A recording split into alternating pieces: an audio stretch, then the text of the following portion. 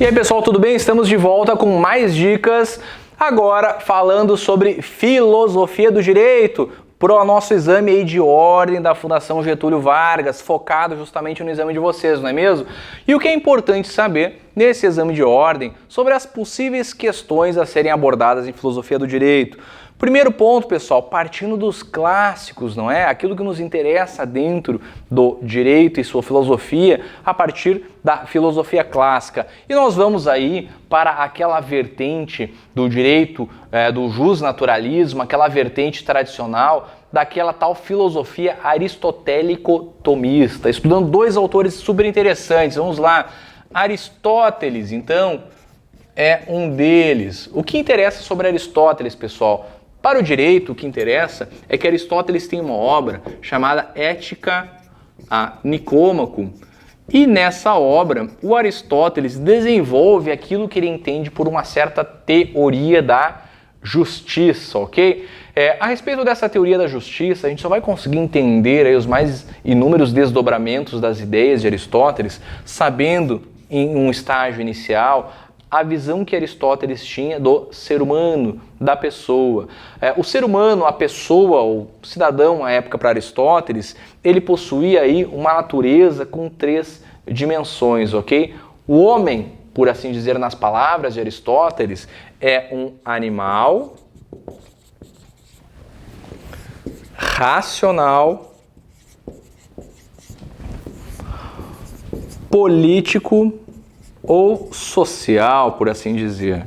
Bem, pessoal, vamos lá. Enquanto animal, o ser humano é um ser que, evidentemente, existe aí em um momento histórico. Ele possui as suas necessidades sensíveis, sente fome, sente frio, sente prazer ou não, ok? Mas, apesar disso, o que diferencia o ser humano de todos os demais animais, porque até aí não tem nenhuma diferença entre um cavalo e um macaco, não é mesmo? É o quê? É o pressuposto da racionalidade. O ser humano, então, ele tem essa sutil diferença de conseguir questionar-se a respeito da sua própria existência, consegue questionar-se a respeito do certo ou errado, inclusive articulando palavras, a fala, a escrita, trazendo inúmeras invenções, não é mesmo? Bom, o que interessa saber é que essa racionalidade para Aristóteles, a sua mais plena realização vai levar a alguma forma de busca pela verdade. O ser humano é aquele ser que de forma nata busca sempre a verdade. Através da busca da verdade das coisas, se o ser humano quiser ter aí uma vida coerente com essa busca pela verdade, ele vai ter uma vida que é, nas palavras de Aristóteles, é uma vida virtuosa. E aí, pessoal, nós entramos aí justamente em tudo aquilo que Aristóteles queria falar lá na Ética Nicômaco, ok? O que é uma virtude? Então, se eu falei a vida boa de Aristóteles é a vida virtuosa, bom, é uma vida na virtude. A virtude para Aristóteles é sempre alguma forma de equilíbrio na vida, certo? E o Aristóteles coloca, né, a virtude como um meio termo dentro das inúmeras possibilidades. E dentro aí da análise das virtudes, lá na Ética Nicômaco, o Aristóteles desenvolve ali pelo menos um capítulo sobre a tal da virtude da justiça. Olha aí o que nos interessa em filosofia do direito. Na análise da tal virtude da justiça, ele constata o quê? A partir aí da vida harmoniosa e equilibrada, né? Então, basta lembrar que a balança, ela procura ter aquele equilíbrio, e esse equilíbrio, então, que é a virtude, em tese, para Aristóteles. E Aristóteles indica que a virtude da justiça, para ele, é aquele meio termo entre ser o objeto de alguma injustiça ou, efetivamente, ser aquele que promove a injustiça, ok? Esse equilíbrio para Aristóteles, essa virtude da justiça, ela pode ser de duas maneiras para Aristóteles. A primeira delas, pessoal, é aquela tal da justiça distributiva.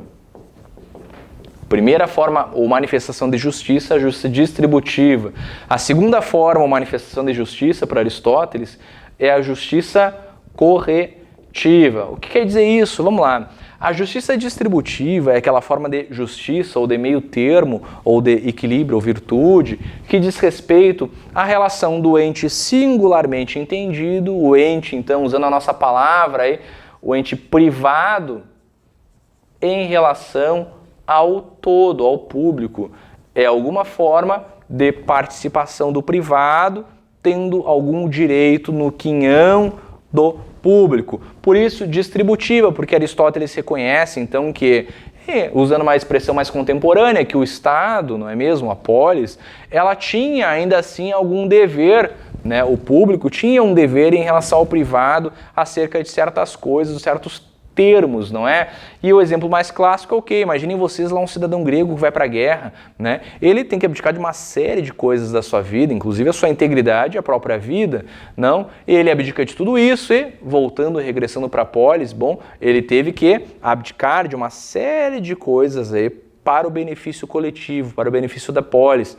Nessa relação, nós vemos que há alguma forma de desequilíbrio, porque alguém saiu perdendo e alguém saiu ganhando. Então Aristóteles reconhece que, bom, a maneira virtuosa, a justiça, reside justamente nesses casos em buscar alguma reparação ou equilíbrio nessa relação. É a tal da justiça distributiva. É razoável, então, para Aristóteles, que aquele cidadão que voltou da guerra, ele receba honrarias, ele receba até mesmo alguns prêmios, algumas riquezas, e trazendo ainda assim alguma distinção dele em relação a todos os demais. É possível sim, ok? Bem, esse é uma das formas de justiça para Aristóteles. A outra forma de justiça para Aristóteles, a justiça corretiva, ela diz respeito aí à relação entre privados com privados, ok? Então imaginem vocês ali que uma pessoa faz um acordo, compromete-se em relação a uma obrigação com outra, né? E em um dado momento ela não cumpre com o seu acordo, com a sua obrigação. E aí, que tipo de justiça vai ocorrer nesse caso concreto? Bem, o equilíbrio dessa relação, lembrando, justiça é sempre um equilíbrio, meio termo, a busca por alguma igualdade.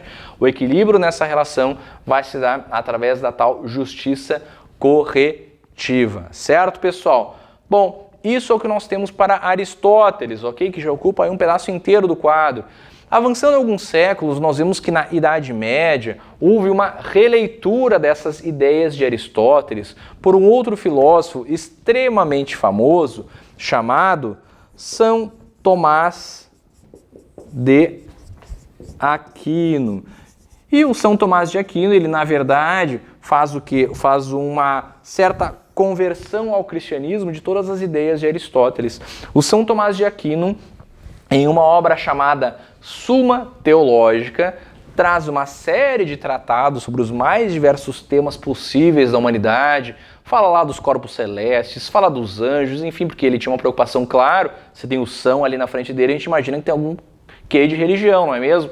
Ele tinha, claro, uma preocupação religiosa, ele traz nessa Suma, então, uma série de disposições de teologia, propriamente, mas, para análise da sua teologia, em um dado momento dessa vasta obra, o São Tomás de Aquino se depara com as virtudes, com a tal da vida virtuosa, e ele procura aí fazer exatamente uma releitura da virtude da justiça de Aristóteles. E nesse contexto, analisando a tal da virtude da justiça, ele identifica o quê? Também a justiça como virtude, como meio termo, tal e qual Aristóteles entendia, como alguma forma de reparação ou equilíbrio nas relações humanas.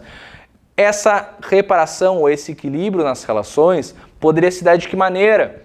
Também sob duas formas, ok? Uma das formas, através daquilo que o São Tomás de Aquino também chama de justiça distributiva, que tem a mesma ideia lá do Aristóteles, da relação do privado com o público, porém, o São Tomás de Aquino identifica que há um tipo de justiça que diz respeito à relação entre privados. E a esse tipo de justiça que diz relação aos privados, o São Tomás de Aquino não usa o mesmo nome, tal qual fez aqui com a distributiva, né? Ele só muda o nome, mas a ideia é mais ou menos a mesma. Ele chama aquela justiça própria da relação entre privados de justiça comutativa. Por que comutativa? Porque é entre comum. Só uma adaptação aí propriamente da palavra, ok? Mas a ideia é mais ou menos a mesma lá do Aristóteles. Vida virtuosa, justiça como virtude, como meio termo, alguma forma de equilíbrio, ok? Podendo se dar de duas formas, uma forma entre público e privado, outra forma entre privados, certo, pessoal? E isso então é o que há sobre Aristóteles e São Tomás de Aquino. E agora, indo para um próximo ponto de filosofia do direito, nós avançamos um pouquinho na história, saímos lá do Aristóteles, saímos do São Tomás de Aquino, que é da Idade Média, e vamos para a Idade Moderna. E na Idade Moderna, o que interessa saber é o que? Existem pelo menos 3 autores que são extremamente importantes, que são cunhados aí com os tais dos contratualistas, que são quais eles, pessoal? A gente coloca tudo junto aqui. O primeiro deles é o Thomas Hobbes. O segundo é o John Locke. E o terceiro contratualista, esse sim todo mundo sabe, né? Jean-Jacques Rousseau. E o que há de mais importante em todos eles? Vamos lá. Se eu coloquei eles aqui no mesmo guarda-chuva, todos eles têm mais ou menos a mesma ideia, que em um dado momento da humanidade houve a necessidade de criar alguma figura, seja o tal do contrato social ou a própria figura do Estado, que é alguém que vai abarcar aí as liberdades individuais para buscar aí algum objetivo em comum da humanidade, ok? O Thomas Hobbes, na sua obra Leviatã, indicava o quê? Quando ele olhava para o ser humano, ele via que o ser humano era um animal extremamente egoísta.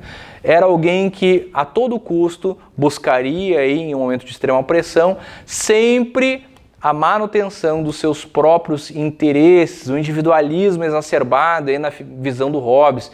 E Hobbes, tendo em vista isso, ele indica o seguinte: olha só, né, é necessário que eu crie aí algum mecanismo, alguém que vá controlar isso e evitar que de uma hora para outra venha uma guerra civil e as pessoas comecem a se matar. Por isso, exatamente, o Thomas Hobbes lá no Leviatã indica que o homem é o lobo do homem ou do próprio homem. Por quê? Porque os seres humanos, no seu estado de natureza, buscando sempre os interesses próprios, ok?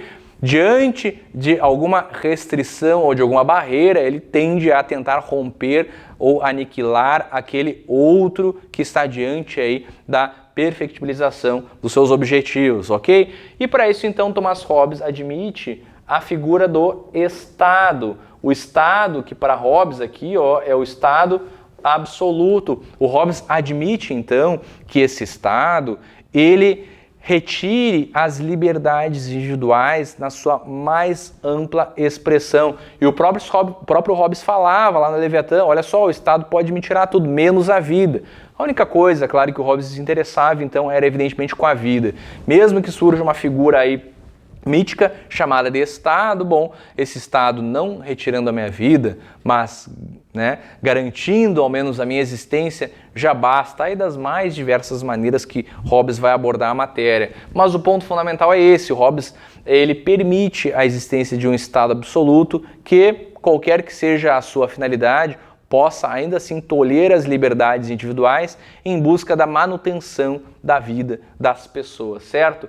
O que acontece, pessoal, é o seguinte, olha só, o John Locke olha para o Hobbes e diz: bem, Hobbes, eu discordo de você, porque por mais que os seres humanos eles procurem os seus próprios interesses, há algo no ser humano que diz respeito à colaboração e à cooperação. Para o Locke, então, o ser humano ele não é o lobo do homem, o ser humano ele é aquele ser naturalmente bom, que vai obviamente buscar os seus interesses, mas na relação com o outro, ele não vai buscar aniquilar o outro para que possa aí executar os seus planos de vida. Ele vai, na verdade, através do outro, buscar alguma forma de colaboração, de cooperação, para que ambos, então, possam atingir os seus próprios objetivos em comum, ok? E aí, pessoal, a figura do Estado, que até então para o Hobbes tinha que ser aquele Estado absoluto, preservava a minha vida, mas poderia tolerar a minha liberdade, bem, esse Estado absoluto não é permitido para o Locke. Locke, então, é um grande referencial, por exemplo, do liberalismo, é um bastião aí dos direitos individuais, ok? E Locke permite, então, que, uma vez que o Estado ele tente retirar as liberdades individuais das pessoas, haja até mesmo um direito de resistência dessas pessoas organizando-se para aí aniquilar ou acabar com aquele Estado que está, de algum modo, tentando retirar as liberdades. Então, a figura do Estado, quando surge nesse contexto, para Locke, é aquele Estado, então, facilitador, que procura harmonizar as relações das pessoas para que todas elas aí busquem os seus interesses em comum, ok? Nosso terceiro autor, pessoal, o Rousseau, ele concorda e discorda dos demais, porque ele vai dizer o seguinte, olha só, né?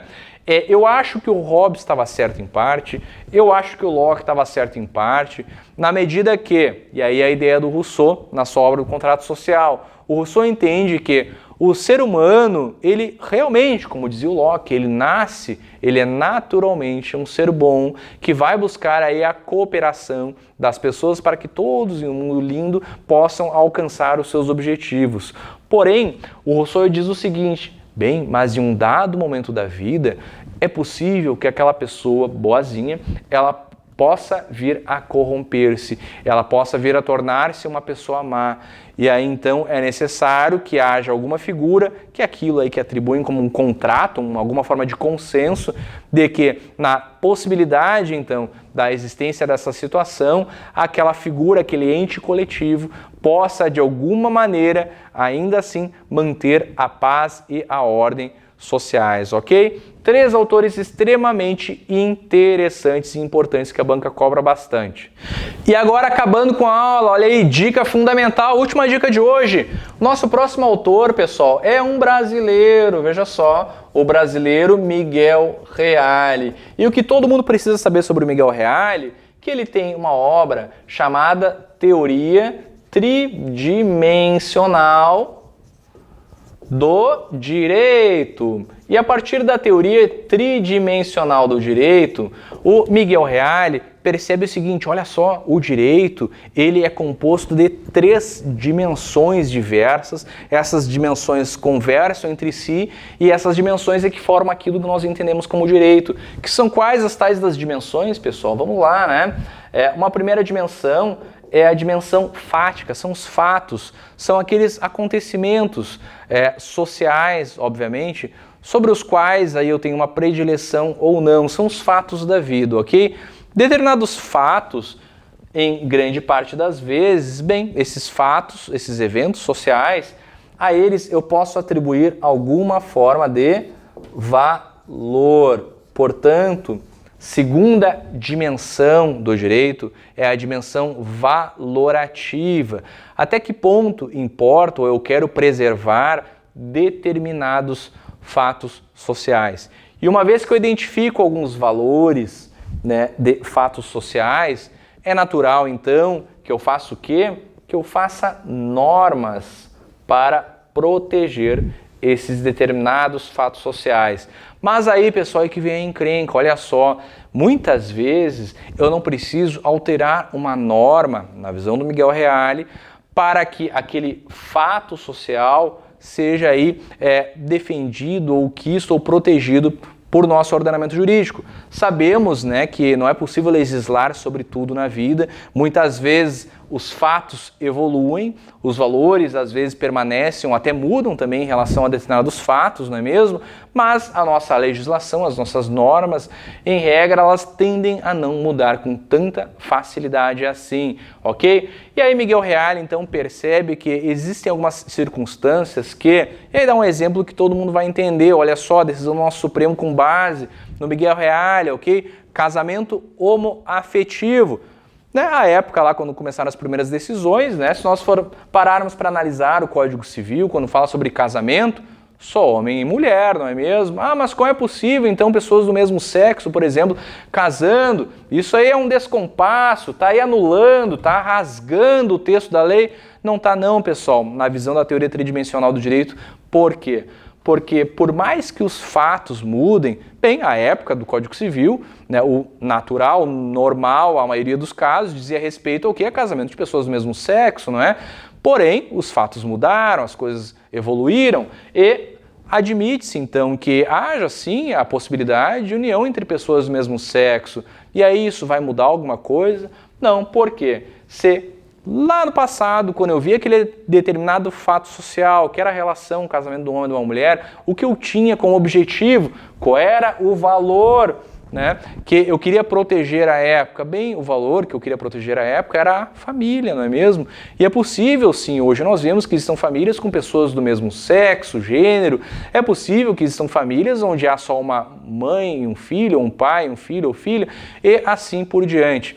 E o que o Miguel Reale dizia, então, o nosso Supremo Doutor, que, bom, se eu identifico que o valor ainda é protegido, por mais que mudem os fatos sociais e esses fatos não sejam alterados aqui na norma, eu posso fazer o quê? Eu posso fazer uma alteração semântica, eu posso fazer uma alteração da leitura daquela norma, tendo como base não o fato, mas sim o valor aí que era objeto da proteção daquela norma. Ou seja, eu não preciso mudar a norma, em muitos casos, para que aquele determinado valor seja conquistado, seja protegido dentro do ordenamento jurídico, ok? Só um exemplo, claro, Miguel Reale é muito rico em outros detalhes, não é possível que às vezes os fatos falem mais alto, às vezes é a norma que fala mais alto mesmo, mas o que interessa é que dentro dessa dinâmica, a teoria trazida por Miguel Reale engloba 3 dimensões do direito. Dimensões